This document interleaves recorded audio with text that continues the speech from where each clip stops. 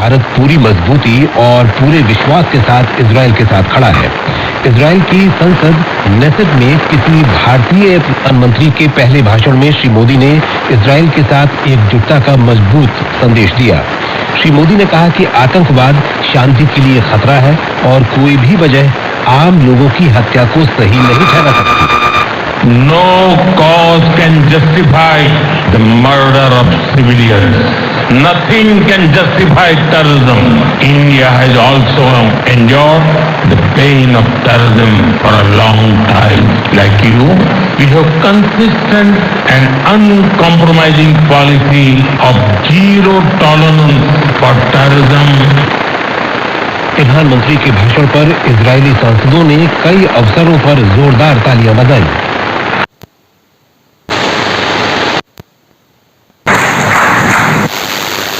श्री मोदी ने 7 अक्टूबर 2023 को हमास के भयानक आतंकी हमले में मारे गए प्रत्येक व्यक्ति और परिवार के लिए भारत की तरफ से गहरी संवेदना प्रकट की।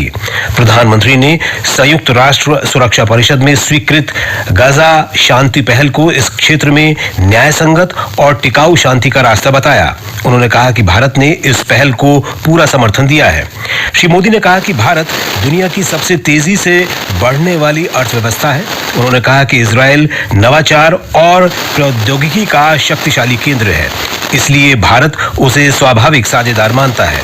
प्रधानमंत्री ने कहा कि पिछले वर्ष दोनों पक्षों ने द्विपक्षीय निवेश संधि की, जिससे कारोबारियों का भरोसा बढ़ेगा। India has been the fastest growing major economy in the world. Soon we will be among the top 3 economies globally. At the same time, Israel is a powerhouse of innovation and technological leadership. This creates a natural foundation for our forward-looking partnership. We are committed to expanding trade, strengthening investment flows, and promoting joint infrastructure development. प्रधानमंत्री मोदी ने कल तल अवीव में Israel के प्रधानमंत्री Benjamin Netanyahu के साथ बातचीत की। दोनों नेताओं ने भारत इजराइल के द्विपक्षीय संबंधों के संपूर्ण दायरे की समीक्षा की। उन्होंने जल प्रबंधन, कृषि, प्रौद्योगिकी और अन्य क्षेत्रों में सहयोग बढ़ाने पर चर्चा की। सोशल मीडिया पोस्ट में श्री मोदी ने कहा कि श्री नेतन्याहू के साथ उनकी बैठक काफी सकारात्मक रही। चर्चा में प्रौद्योगिकी, जल संसाधन प्रबंधन, कृषि और मानव पूंजी विकास में सहयोग तथा अन्य क्षेत्रों को शामिल किया गया। इन क्षेत्रों में सहयोग बढ़ाने की काफी संभावना है। प्रधानमंत्री ने कहा कि इस क्षेत्र के महत्वपूर्ण विकास के बारे में विस्तार से चर्चा हुई। प्रधानमंत्री मोदी के आज के कार्यक्रम के बारे में एक रिपोर्ट।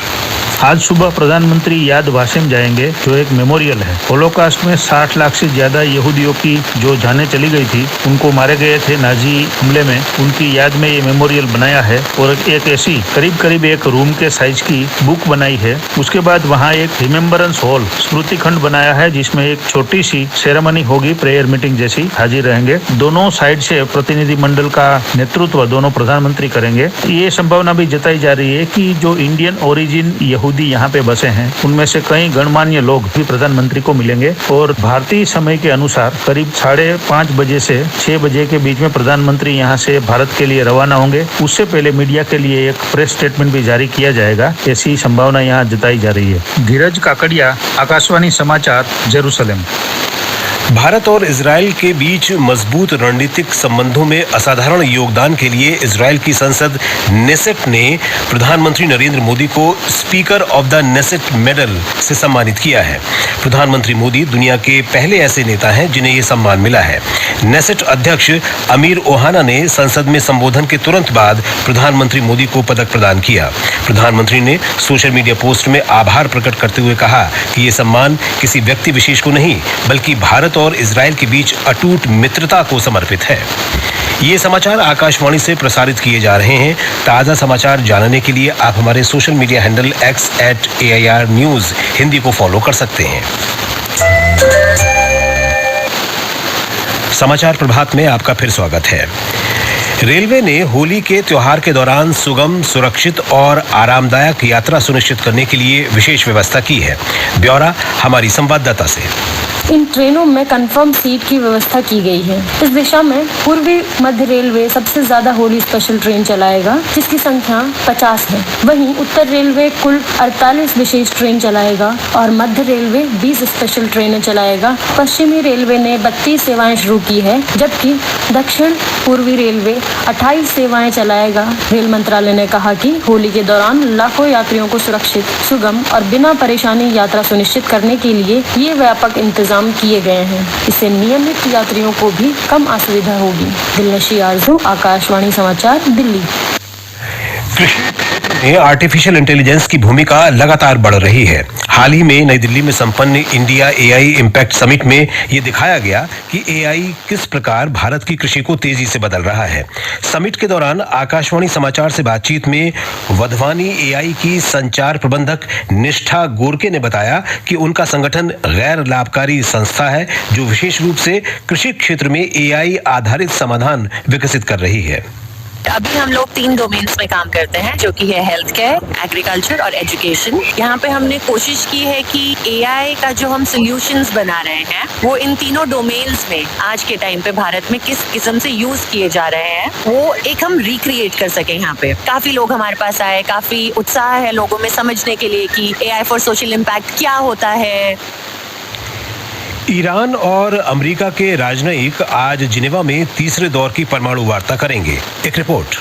ईरान के विदेश मंत्री अब्बास अराक्ची ने कहा कि वॉशिंगटन के साथ समझौता संभव है और उन्होंने इसे समझौते के लिए एक ऐतिहासिक अवसर बताया, लेकिन उन्होंने चेतावनी दी कि प्रगति कूटनीति को प्राथमिकता देने पर निर्भर करेगी, जिसे व्यापक रूप से डोनाल्ड ट्रंप द्वारा पहले दी गई सैन्य कार्रवाई की धमकियों के संदर्भ में देखा जा रहा है। ट्रंप ने भी कूटनीतिक समाधान को प्राथमिकता देने की बात कही है। अमेरिका ने हाल ही में पश्चिम एशिया की ओर दूसरा विमान पोत बेड़ा भेजा है और क्षेत्र में अपनी सैन्य उपस्थिति बढ़ा दी है। विश्लेषकों का मानना है कि अगर जिनेवा वार्ता विफल हो जाती है तो तनाव और बढ़ सकता है, जिससे सैन्य टकराव और पश्चिम एशिया में फिर से अस्थिरता का खतरा बढ़ जाएगा। इस बीच अमेरिका के वित्त मंत्रालय ने 30 से अधिक व्यक्तियों, कंपनियों और ईरान के तेल की बिक्री में मदद करने के आरोपी जहाजों के विरुद्ध प्रतिबंध लगाने की घोषणा की है। इन जहाजों को वॉशिंगटन शैडो फ्लीट कहता है। ये घटनाएं एक नाजुक स्थिति को दिखाती है जहां बातचीत आगे बढ़ रही है, लेकिन आर्थिक और सैन्य दबाव भी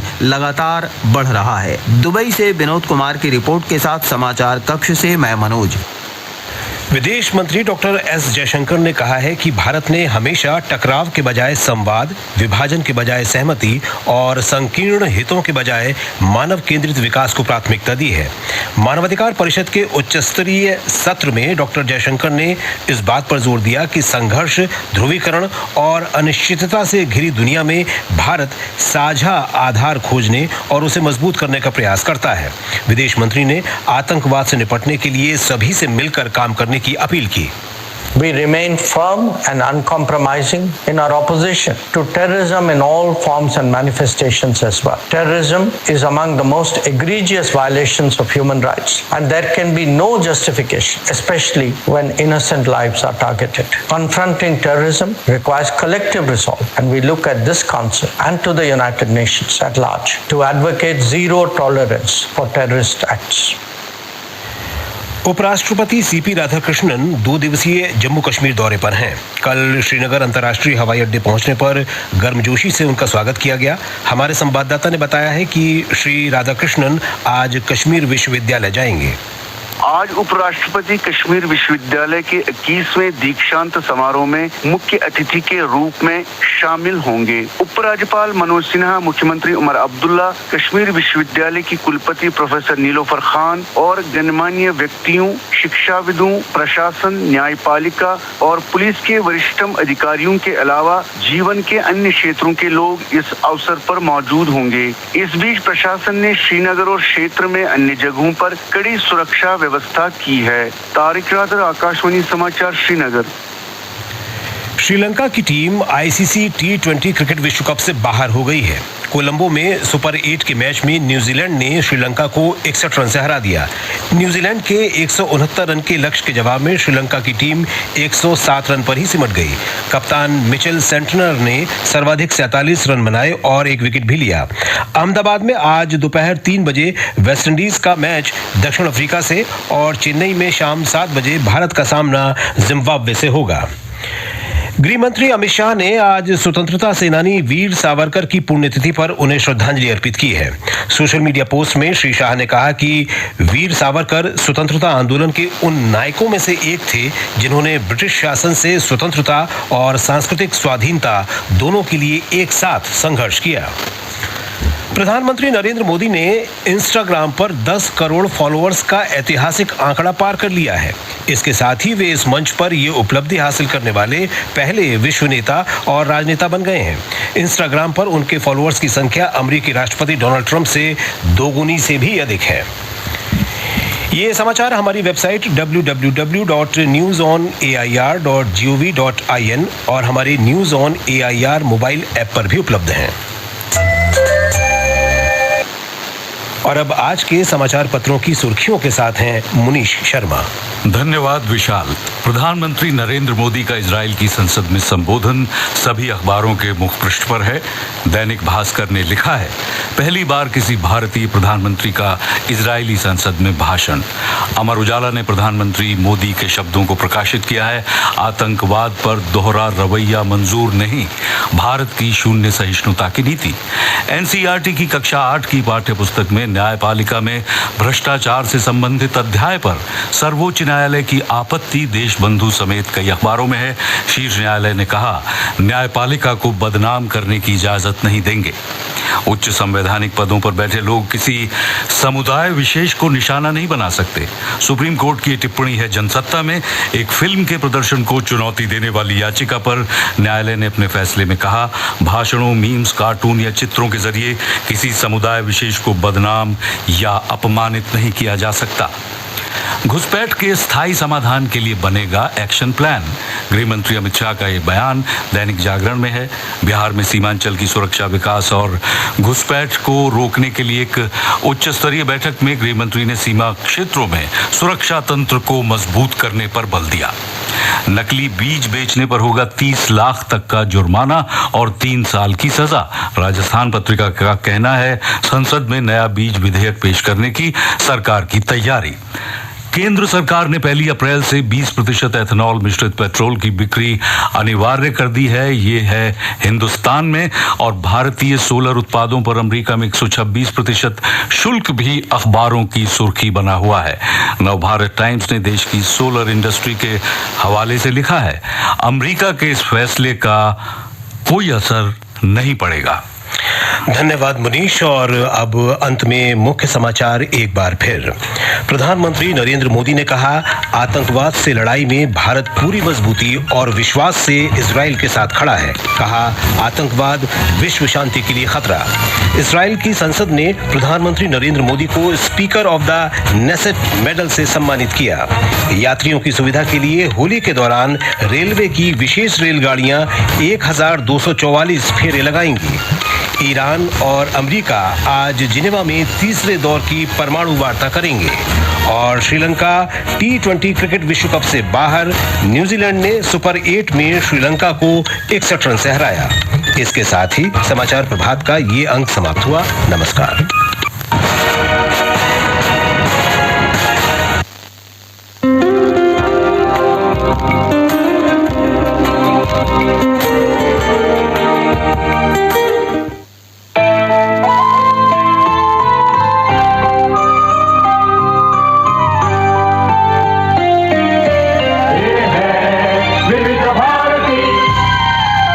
आइए सुने त्रिवेणी।